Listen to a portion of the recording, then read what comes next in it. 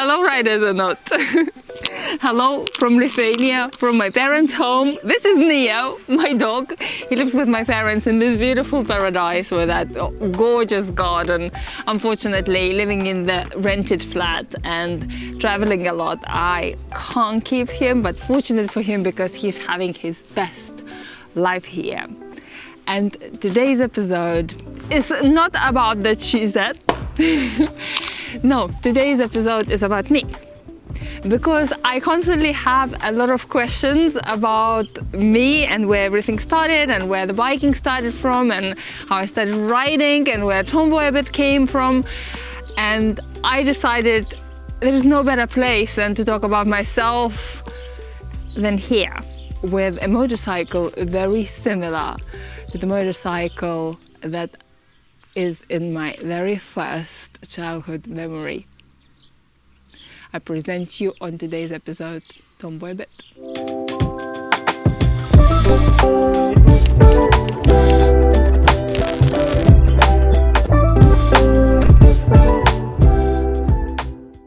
First of all, guys, I didn't borrow 1984 Shizet 350 just to sit next to it in my parents' garden. We will go for a ride because I want to show you this little village where my parents live. I want to show you the school I went to. I want to show you the lake I used to swim at, and just along the story take you for a little trip on the motorcycle, very similar to the motorcycle my dad used to ride, very similar to Java 350. It's made at by the same manufacturer back then in Czechoslovakia, now Czech Republic.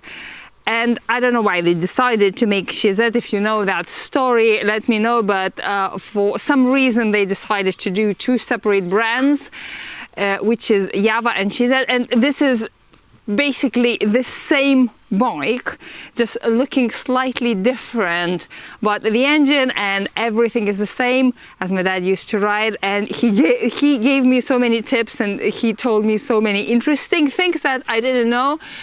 To ride it is an adventure itself. Starting from the sound, because it's a two-stroke, and the smell, because it smells of oil, because it's a mixture of oil and petrol in the tank. Kickstart only, so I had to learn to kickstart. I had to learn to use central stand because that side stand is very wobbly and very low and unusable. But I want to start from the love for the motorcycles, which I believe came from exactly that, from Java 350 that my dad used to ride and used to take me and my brother in the sidecar and my mom at the back, all family, for rides to my grandparents.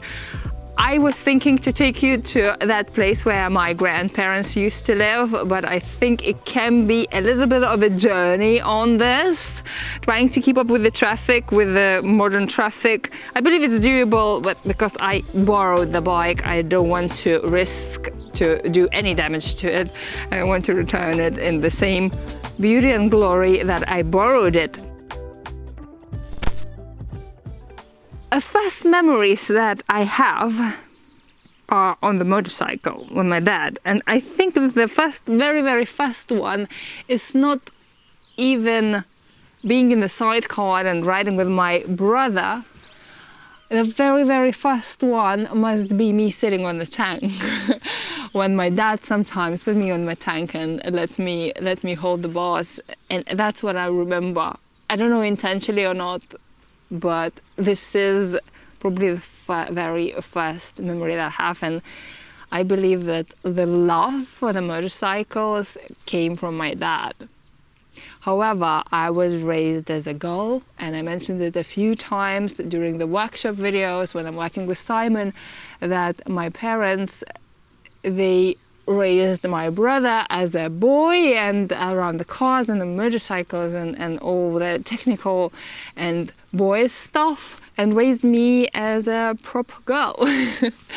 And same at school, we were divided and boys learned all the soldering and all the interesting boy stuff, and we were learning how to cook and sew and knit, and I don't regret that because I have a degree in fashion, and even now I still can make coats, and that is a very useful skill as well. I'm knitting during the winter months and knitted majority of my jumpers that you can see on the videos.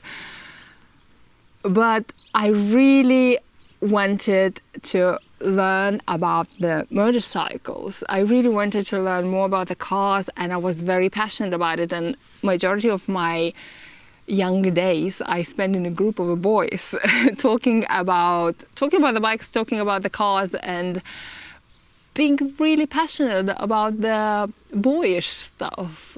My dad stopped riding motorcycles when I was 9, and the first time afterwards he rode, it was a ride with me on Javas that I borrowed, and the new Javas that I borrowed a couple of years ago, and we had a trip together. I'll drop you a link, guys.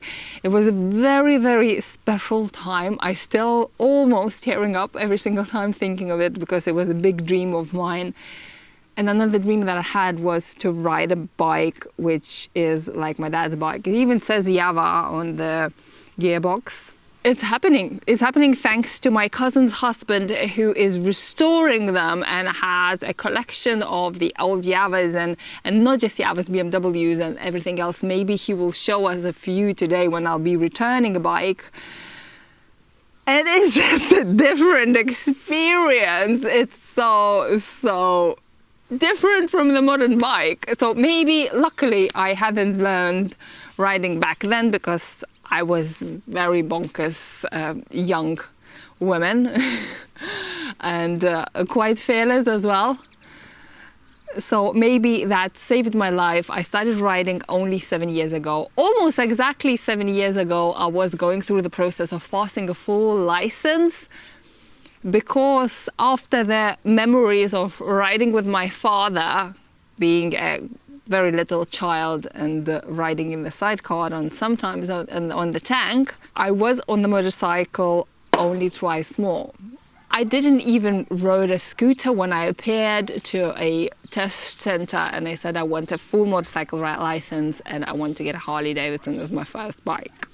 All the story of my Harley Davidson Sportster is on my Sportster video that has 2.5 million views. It's my biggest video on the channel, and I believe that majority of you saw it. This is my first bike, and since then a lot of things happened, but this is not a prehistory anymore. We will stick to that time that led me to riding motorcycles, and we will stick to where it all came from, to that time 7 years ago when I appeared to Examine Center and I showed my huge desire to become a rider.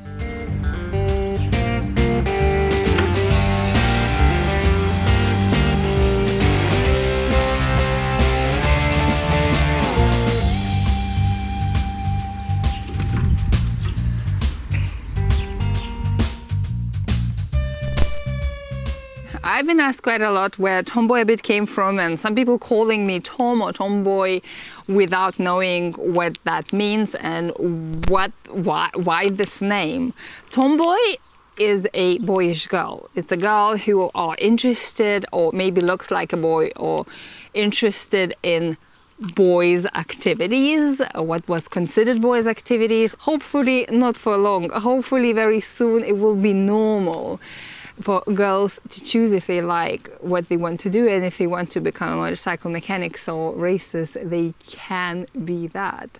And I encourage all of you fathers and grandfathers, please let your girls to be in the garage if they want to play with tools if they want to learn about the bikes, to learn about the cars, and be whoever they want to without putting them in a specific gender roles and raising them differently from how you would raise your son. I can tell you that until I became myself, until the moment when I started riding, I was lost. I was myself when I was a tomboy and I was young and spent a time with boys, but then I became a woman, I got married, I got a child, and I followed all the steps that society and my family expected me to follow. and became what I was expected to be, but I wasn't happy. And that moment when I decided to be myself, the first step was to start heavy lifting at the gym. And then afterwards, I passed my motorcycle license and I started riding. I found myself again. And what you see at the workshop, what you see, that relationship with Simon or with any other riders, with any other like male environment, that's natural for me. That's who I am. That's not something that I became. That's something that I was born to be. That's something where I feel myself the most and I feel the happiest. And it's very sad that I lost quite a few years when I was forced and I was pushed to be what I am not, and I wasn't happy. So for the sake of the happiness for your daughters, your granddaughters, your wives and your sisters, let them be who they want to be. Let them follow the path that they chose, even though if you think that it is not feminine. I should really stop saying male and female activities to make it more equal, but you know what I mean. I'm not trying to fight for anybody's rights. I'm just trying to be an ambassador for the happy girls who wants to ride motorcycles or to build classic cars or to become astronauts or mechanics or just do whatever is not considered girlish, or if you think that it's not gonna make them happy, it will. It definitely made me a happy person. And I will show you. I will show you this while I'm riding 1984 two-stroke twin Java Shizet 350 motorcycle.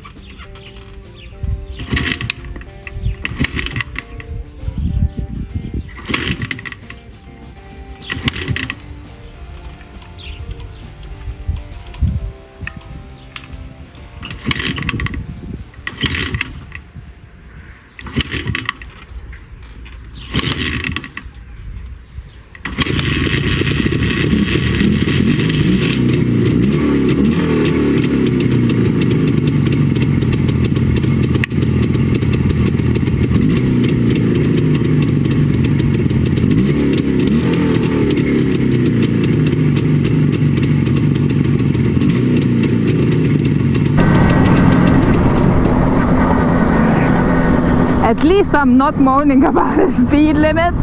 We are going between 50 and 60 kilometers per hour.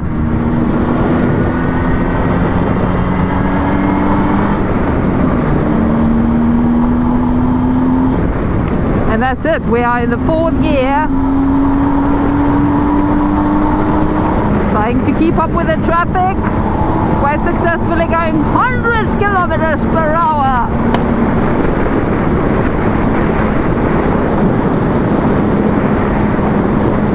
Actually, I just remembered, the first couple years I used to walk to school from that village to that village, and this is the path I used to go.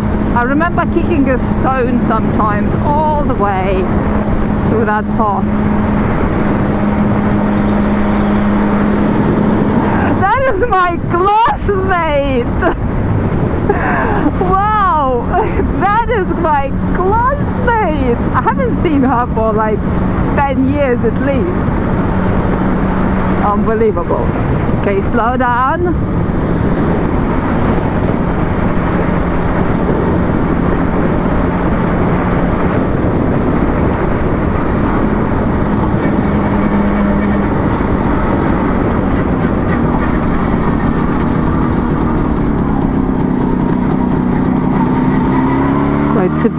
Significant engine braking, and that's how we roll. I'm still trying to get used to it, but actually I quite like it.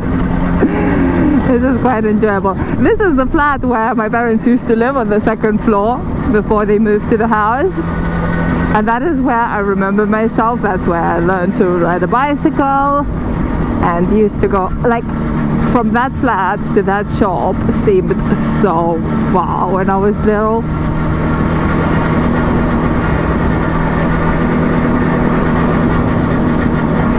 And this is where my nan lives now.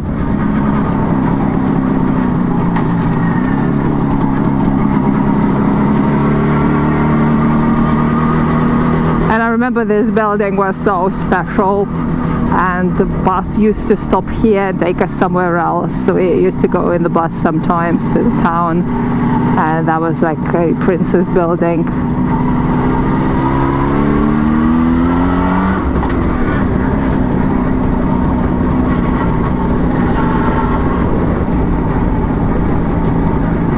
It was so nice to share that all with you guys. If I would do a review, I would say it's quite a significant vibration going faster than 80 kilometers per hour, and the speedo is not the most accurate. But the fun fact, guys, if you never tried something like this, something like proper old, you should. You definitely should, because that is really fun. That's a core of motorcycling. I mean, like, this is the basics. This is the simplicity. This is actually just about riding. It's not about going fast. It's not about showing off. It's not about, actually it is about showing off, isn't it? Like, what not to show off? Do you get to ride something like this every single day? No. The suspension is quite soft.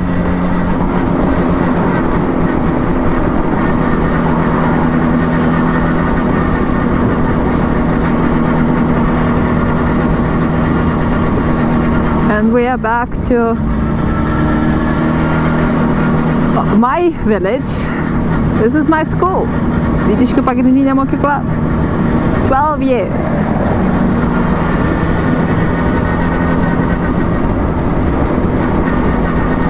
And now I think we are going to the nearest lake. That's where we used to go for swimming and stuff. It's changed since. This is the church. By the way, a fact is I used to sing in the church. My family is very religious, and when I was a child and a little bit a teenager, I used to sing in the church. That's probably where all the singing at Mint Customs coming from. This is my local lake where I used to come and swim and spend a lot of days sunny like this. We didn't have all the fancy stuff. We had these bicycles where you have to pedal to the middle of a lake. We spent a lot of time jumping in the middle.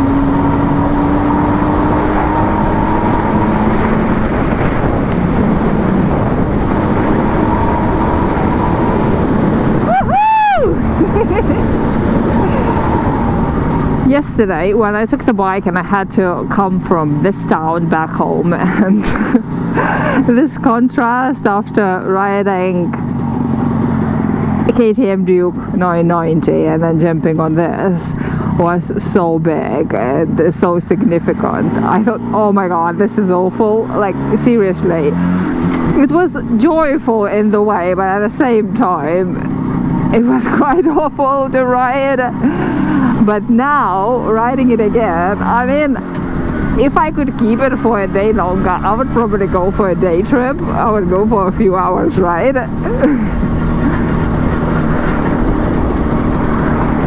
I would probably go to where my dad's parents used to live, to my nan's, where they both dead unfortunately, but it's a beautiful place with a lake, and it's a beautiful route to ride here as well. Maybe next time, maybe on a different bike, but this would be fun.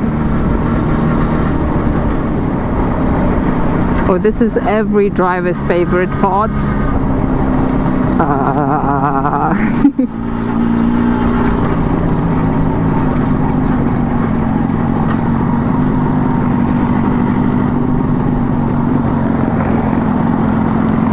And this is the center of Bukmirge.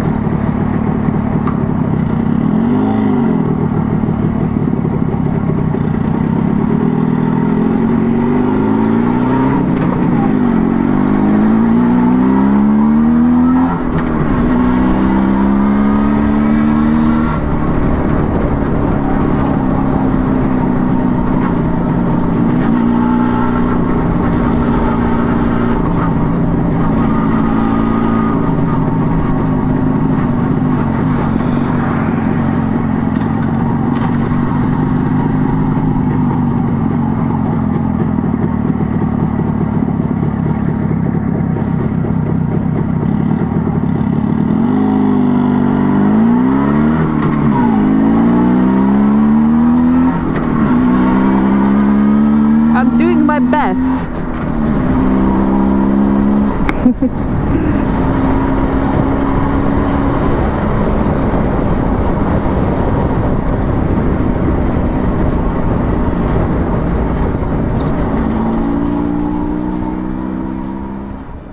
It doesn't matter, guys, what bike I'm riding.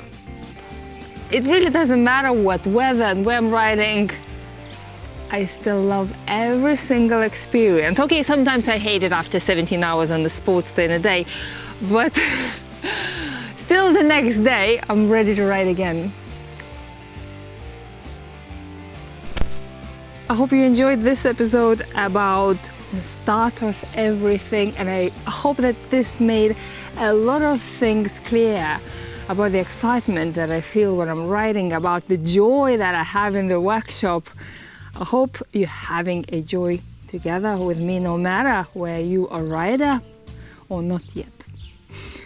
Thanks for watching for today, and I'll see you on the next one.